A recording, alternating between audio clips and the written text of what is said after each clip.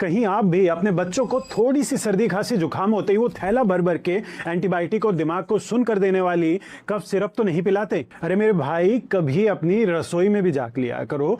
आप लोगों ने खुद का तो कबाड़ा कर ही रखा है, कम से कम अपने बच्चों को तो छोड़ दो।